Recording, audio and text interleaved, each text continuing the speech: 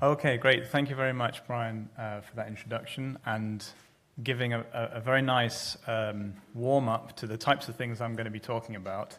As you can see from the title, I'm going to focus on a bit about the research that we're currently doing and some of the research that we've recently been doing with colleagues in Sheffield that relates to RNA biology, and I'll explain what I mean about that as I go through.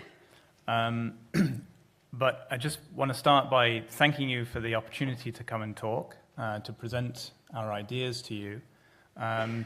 But I want to say that I'd really rather not be here. Now, I'm not saying that because it's Saturday and I want to be at home playing with my kids. I'm really echoing the sentiments of Sally earlier. You might recognize this dour-looking fellow up here. But this was my dad on the right. And he died from motor neuron disease in 2002. So he was diagnosed at about the time that I was doing my scientific training and deciding in which direction to take my research. And so the choice was clear for me. And that's what's brought me to be talking today. So what I'm going to talk to you about today is the research that's ongoing in my lab. As Brian was sort of saying at the start, feel free to raise a hand if you want some further explanation about any points along the way, or you can grab me afterwards if you want me to elaborate on some certain things. But I hope that the level of detail will be clear. But I really want you to get the understanding of the basic points. The details and the data can be left to the aficionados, if you like. But what I'll tell you is some of the background information that I think you need to know in order to understand the level of our research. And I want to get across to you how we're approaching our research and how that sits in the bigger picture of understanding and tackling this disease. And I'll tell you a little bit, it'll only be a very little bit, about the research project that's recently been funded, because that's only just at the very starting point of that. But I'll tell you a little bit more about a project that's been going on for a couple of years now with colleagues up in Sheffield. And all of these relate to sort of the aspects of RNA biology that I alluded to at the start.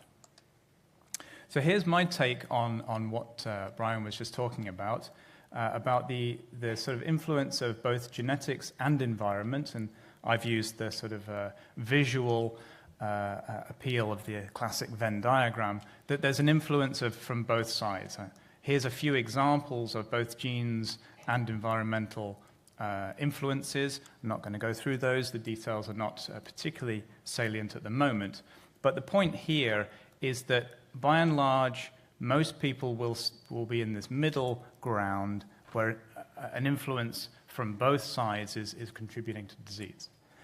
Now, as you also heard, the weight of evidence from environmental factors is very sparse.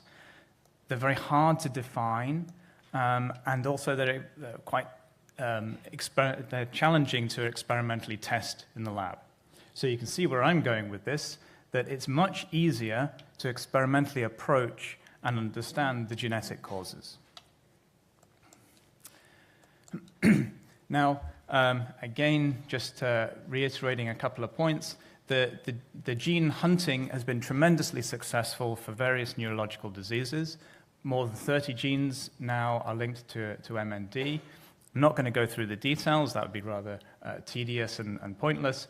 But here's a little figure that kind of illustrates the general influence of a selection of these perhaps more important genes on how much they can influence inherited forms of the disease versus the spectrum between, this is sort of taking the more American-style terminology of ALS, versus amyotrophic lateral sclerosis versus frontotemporal dementia, and this is on a clinical spectrum. So we're studying in my group one of perhaps the most important genes to be discovered in recent years, one that's rather cumbersomely termed C9orf72. Someone has to come up with a better name sooner or later. And another gene that's TAR-DBP down here, or TBP43. I'll explain these things as we go through as well. So I just want to take a step back for a second to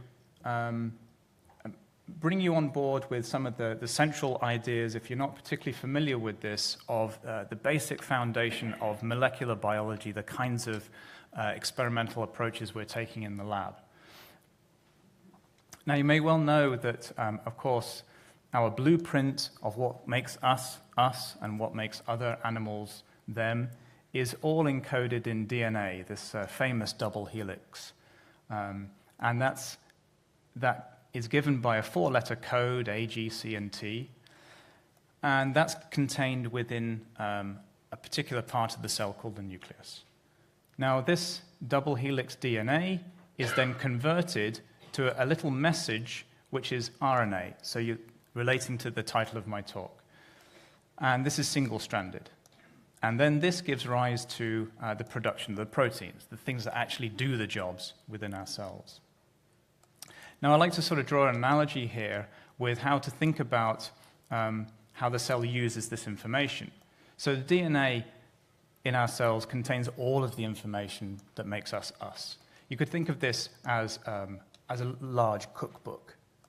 And the RNA is a single recipe within this that then is going to lead you to be able to produce a single nice thing that then is useful. The other thing that I want to get across is there's a partitioning and a placement of these various components. Within a cell here, as I mentioned, there's what's called the nucleus, which is just a compartmentalized part of the cell that contains all of the DNA.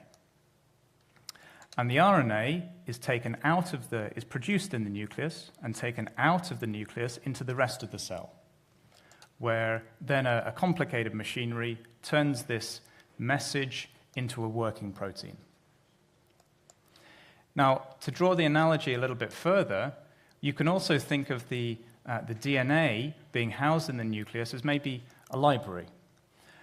And you can borrow books from the library, and then you take them home in order to do your cooking and recipe at home. So there's a complex movement of this information around the cell, and that's one of the key things that we've been tackling in our research. There's another important aspect that I think is often underappreciated and under-tackled in experimental research. And that's this key aspect that motor neuron disease shares some similarities, but has some very special characteristics compared to other neurological diseases. And the key thing is this. You all already know that it's the motor nerves that are affected, and they're extremely long. Now, I think this is a key characteristic that we should be paying attention to much more in basic research. Some of these nerves are up to 1 meter long. There are some that start in your lumbar and end in your foot. That's extremely long for a single cell. To introduce you to, if you don't know already, to a little bit about how nerve cells look, we often like to draw these kinds of cartoons to simplify things. So what you have here, if you can see this circle, this is the nucleus within what we call as the cell body, sometimes termed the soma. And this is the sort of central hub that may be gathering information from all of these little points here. And then it sends this information out along this axon to what's termed the synapse. And this is the point at which it passes on the information to the next component. Now, in the case of a motor nerve, this will be passing on the information to a muscle cell. Now, we draw these cartoons, and we enjoy them because it simplifies things and makes it simple for us. But I think this underrepresents the scale of the challenge, the biological challenge. It's more like this. I'm omitted to say that we can, these vast distances that you have here, things need to travel up and down this just for the normal day-to-day housekeeping of keeping a nerve cell alive.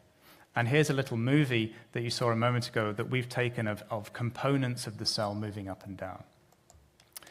So just to sort of give you a bit of a sense of the scale of this, if a person is about the same size as this cell body, the distance that this axon is, that this person would have to walk information, is the same equivalent distance from London to Milan, about 1,000 kilometers, is equivalent to this 1 meter long nerve cell. It's a really extraordinary biological challenge. No other cells in the body really have to deal with this sort of scale. So this is one of the aspects that's kind of influencing how we're approaching our research and the kinds of questions that we want to address. So the principles of our research are that we want to understand the causes of motor neuron disease. Okay? The types of research that we do are not directly developing drugs or therapies. We want to understand the causes so we can pass that information on to other translational approaches. And by understanding the root causes, we believe that we can find ways around the problem, as you'll be wanting to hear about. And as you've heard, we use in our lab, we favor using these fruit flies, Drosophila, as a model organism. I'll explain why about that in a moment. And doing this, we think that we can use these fruit flies also as an early stage proof of principle model system for drug testing. Just to give you a sense of sort of where fruit fly research fits in the general milieu of scientific research. Again, Brian's sort of alluded to this. You can have very, very simple sort of systems as a single cell in a dish. More complex is a multicellular organism, invertebrates, vertebrates, and then ultimately we want to understand things in man, of course. But there's a trade-off between speed and ease of testing and tremendous complexity with trying to address these sorts of things in people, and cost. And just the very final point to drive home what I said a moment ago, where we sit in this sort of pipeline of developing therapies towards a disease, that's what we're all interested in. After all, discoveries are great for their own knowledge, but we're trying to do something that's actually going to be useful. The placement of our research is really at the very early stages of this knowledge base. Okay, I've told you we work on flies, so why on earth would we want to tackle a complex disease such as we're interested in using flies, for goodness sake? I should say that they really are the same sort of flies that buzz around your fruit bowl in the summer. Really no difference. We can tinker with them and change their genetic makeup, but it's the same kind of fly. Now, I don't know if you remember from a few years ago at the recent presidential elections, this character emerged, Sarah Palin, and made some rather fruity comments, shall we say, about the scientific community. Now, unfortunately, this kind of level of misunderstanding is deeply unhelpful for the general engagement of the public with scientific research. So hopefully this character's fading into obscurity, and you shouldn't pay attention to things like that, but what you can pay attention to is the Nobel Academy. 6 Nobel Prizes have been awarded on the basis of fruit fly research. It's tremendously important and can deliver fundamental knowledge to how all organisms work. A little bit about the fly. I think I need to change this image. It's not tremendously clear, but this is the fruit flies sitting on a 5-pence piece. They're very small, which means that they're very simple to keep. They have a short life cycle, just a couple of weeks. Being small and simple means they're tremendously cheap. Now, we can do a lot of work with the same sort of funds that you guys are expending huge amounts of effort to fundraise. And it's also fast. We can do a lot of experiments in a short period of time because we all want to get to those answers quickly. Now, This is not to scale, of course, but fruit flies share a tremendous amount of similarity with us in the basic biology. We're interested in the nervous system here, and fruit flies share a lot of the same characteristics.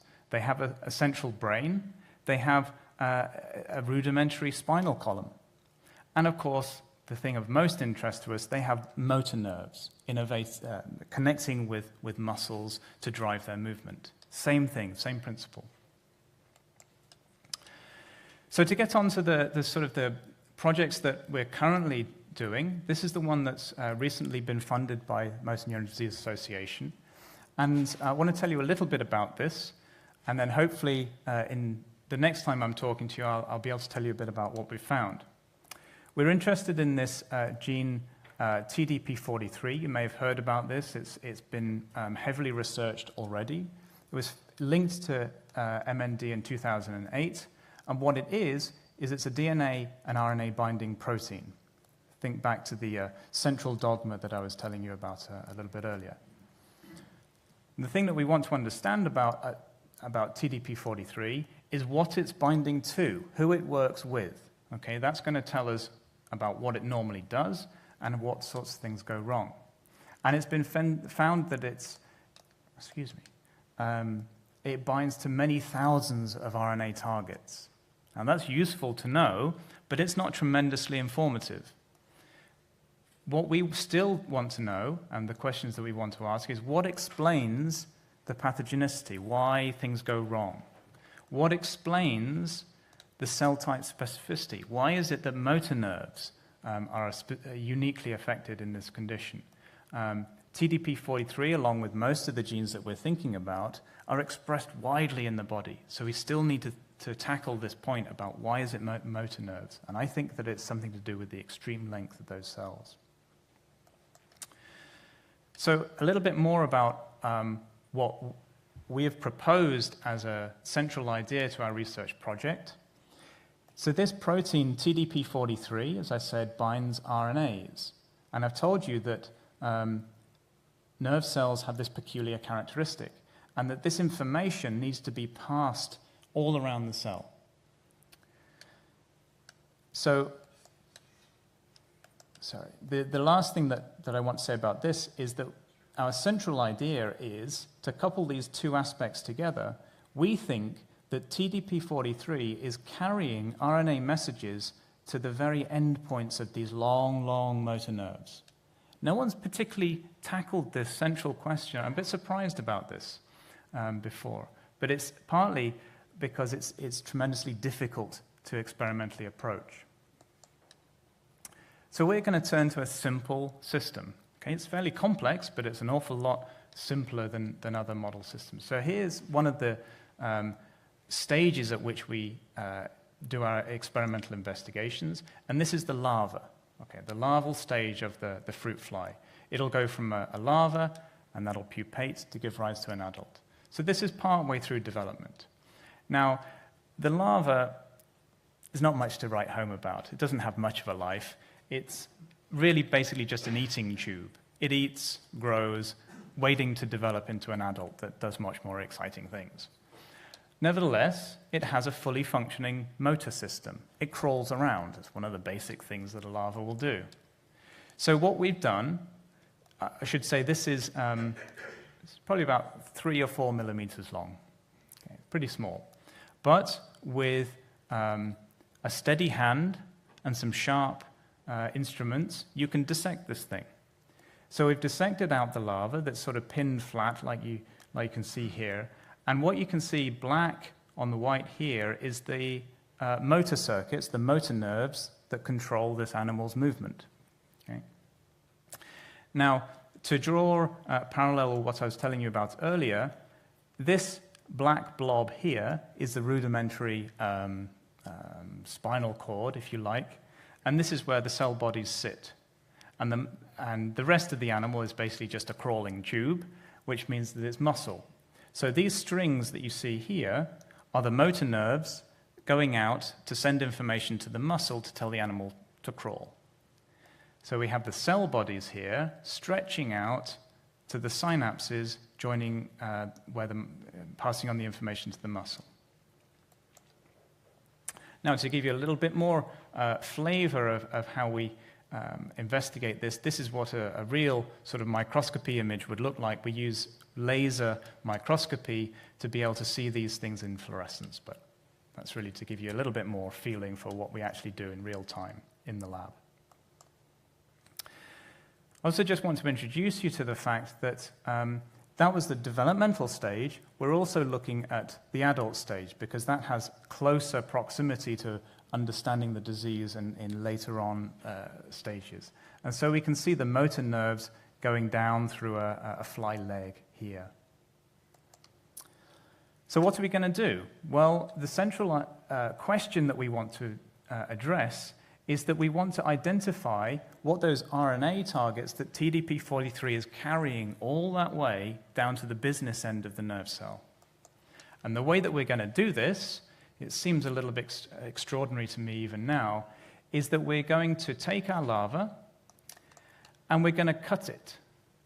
And we're going to do this with high accuracy and do it a lot of times. Because what we want to do is we want to get rid of all of the general information that is kept here, and we're focusing on understanding what these specific things are.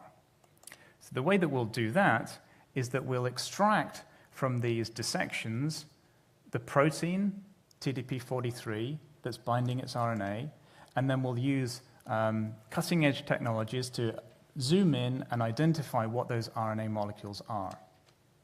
Once we've done that, we hope that we're going to be able to address these questions about what they are and whether this explains the vulnerability of motor nerves.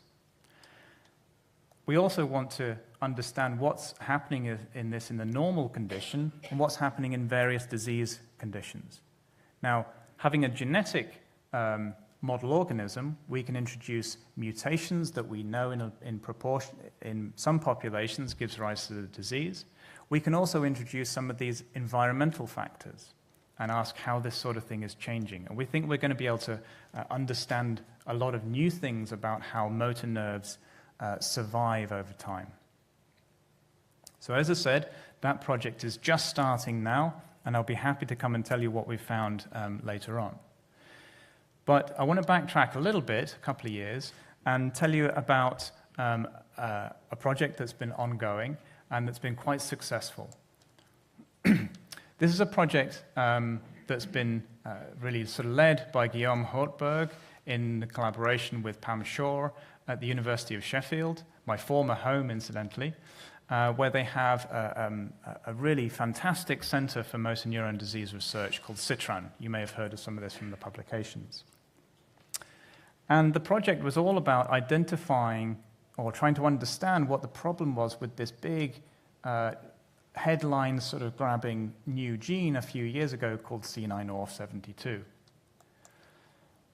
So this thing, fairly recently found, and the genetic lesion, the mutation, was an expansion of this sort of repeat in the DNA code.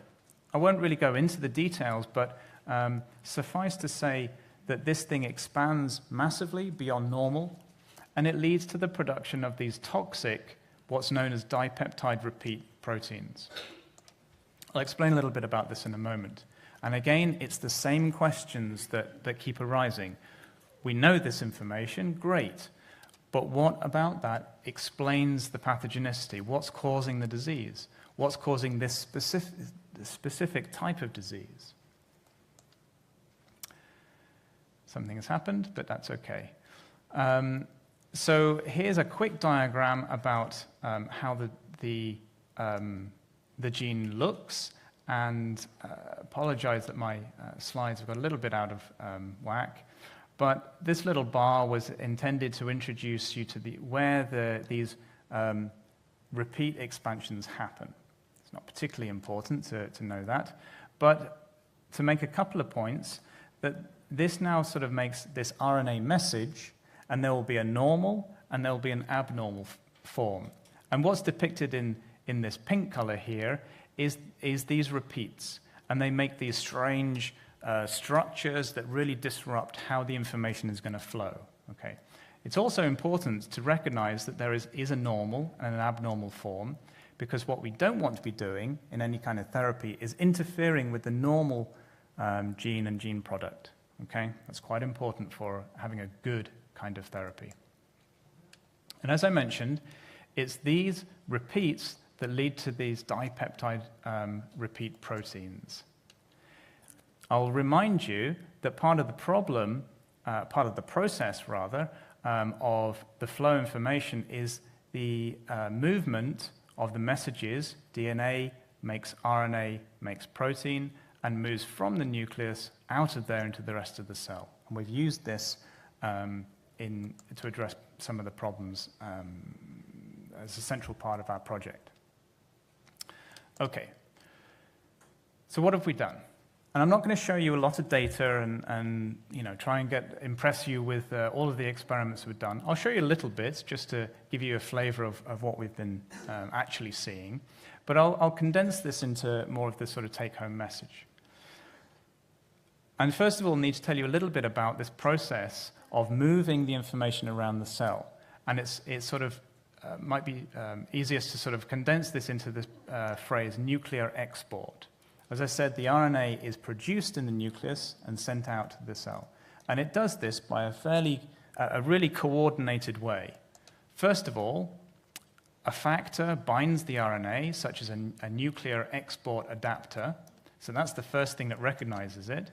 It then meets its partners, a nuclear export factor, and then that's sent out of the nucleus into the rest of the cell, where it's going to get converted into the protein that does its job.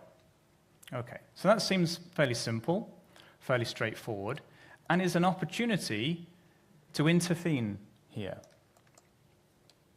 So what have we done? Well, first of all, should acknowledge that the early steps of this was done by Guillaume Hortberg's lab. And what they did was to, first of all, ask the question of what it is that binds this aberrant form of the transcript. And they found a couple of things. One called AliRef and one called SRSF1. Doesn't matter about the names, but that gave us things to investigate further. Now, he took this information and brought it to us, where we could test their relevance in an animal model. So what we did was this. Now, here's some pretty nice high-power microscopy images of the fly eye. You might know that these they have a compound eye made of lots of little bits. And it doesn't matter particularly. We're not particularly interested in fly eyes. We want to be curing motor neuron disease. But what we can do is express this genetic mutation that gives rise to these repeats in the eye. And we can do that because it's quite easy, and it's very straightforward to see what happens. And when you do this, you're expressing this repeat. It messes up the eye. It's not very important why.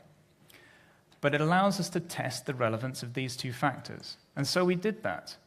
And we were very pleased to see that when we have this problem from this genetic mutation, we can completely prevent that by removing one of these factors, SRSF1. It was relevant to know that the other one didn't seem to make any difference. So we ignored that one for our future studies. Now, that's great. That's an eye. We don't care about eyes, as I said, particularly. We care about how an animal is moving around, how the motor nerves are functioning. So we could do we've got our nice little tests for how flies move around. I told you we look at the larval stage, and they're really just crawling eating tubes. So we watch how these larvae move around, and we can do the same genetic manipulations, and we were delighted to see that when the flies have this genetic mutation, we can make these better. Now that's the larval stage, it's during development, but we could also do this as adults. Okay, this is after flies have been living with this genetic mutation for some time. We can improve this. Okay, these changes in these bars are not tremendously impressive, but this gave impetus to go back to Guillaume so that he could test this effect in real live patient motor nerves. And they also found very encouraging results that improved the survival and function of motor nerves derived from patients. So this looked like it was going to have some real legs to be a benefit. So to come back to the summaries, what is it that we've really found? First of all, we found that one of these factors, SRSF1, is binding to this abnormal form of this genetic RNA. And we've identified the machinery that takes it out of the nucleus in order to make these toxic products that really cause the problem. Okay. It's also important to say that this doesn't occur for the normal RNA, and we can separate these things completely. So what we've been able to show here is that if you reduce this SRSF1 binding factor, it now prevents the RNA to be recognized by the machinery that takes it out of the nucleus. So it prevents it leaving and prevents the production of the thing that's actually toxic. Now that's really great in our eyes, because that's the thing that we want to be doing to prevent the bad outcomes downstream. Now, of course, what we've done is to be able to approach this genetically. That's great. We can do that in an organism in a lab. We have great control about that sort of stuff. But it sort of smacks of gene therapy once we start thinking about that in patients. And gene therapy is tremendously hard. And it's going to take a long, long time to be able to do that, even if we can. So we're pursuing it, but we're also thinking about other ways to use this knowledge in a different way. Now, I would like you to be quite encouraged by this. I think it's tremendously important that we've found this information out so that we can intervene. But what I think you should be really excited about is some recent data that's a little bit premature to be showing you all of the data, and it hasn't been published yet. But what we're doing with Guillaume, again, is that we recognize this is part of the problem, and we know a lot about how it works. Now, what we're working on now with Guillaume is to apply a small molecule. That's what you want to be thinking about. It's the easiest way to have a therapy is popping a pill, of course. Now, this isn't a drug, but it's a small peptide. They're peptide inhibitors. So this is a small piece of a protein. Now, because we know this machinery works in this way, we have these peptide inhibitors that bind to the machinery that take this thing out of the nucleus. So having a small molecule that can be applied has a much more realistic therapeutic chance. And we've got some really exciting data that this is also working in the same way. So we're very excited about the prospects of this. So to just summarize, what we're doing in my lab is really piggybacking the human genetics. They do a lot of the hard legwork to start with to identify the genes. And we think that these genes give clues to understanding the causes of motor neuron disease in all cases. And we're using the simple system, fruit flies, as a powerful model to investigate what goes wrong. And it's cheap, and it's fast, and we can do a lot. So we've defined, in the projects that I've talked to you about today, we've defined the machinery that's responsible for the nuclear export of a major cause of MND. And we've been able to reverse this in the lab with genetic means, but we're devising new and more realistic ways to therapeutically intervene. So with the project that's undergoing right now is that we want to better understand why it is that motor nerves specifically are particularly vulnerable, and then to be able to target this build this into our sort of targeting strategy. Now, classically, as a sort of as an academic who leads a lab, I get to stand up here and take credit for things that I haven't particularly done myself. And what we should be doing is recognizing these stars of the lab. Alvaro Sanchez-Martinez has worked on the C9orf72 project and is continuing to do that. And Leonore Miller-Fleming, along with Wing-Hei Ao, are the real champions of the TDP-43 project, with very steady hands and some very sharp tools to be able to dissect those tiny little Drosophila larvae. And of course, really fantastic collaborations with Guillaume and Pam Shaw in Sheffield. And the absolute greatest thanks, of course, goes to you guys and the M&D Association for providing the funds to allow us to pursue what we think is really important for understanding and tackling this disease. Now, I appreciate that was probably quite a lot of information in a fairly short period, probably not as short as I should have been. And I'll be very happy to take any questions now or in the lunch break as well. Thank you very much.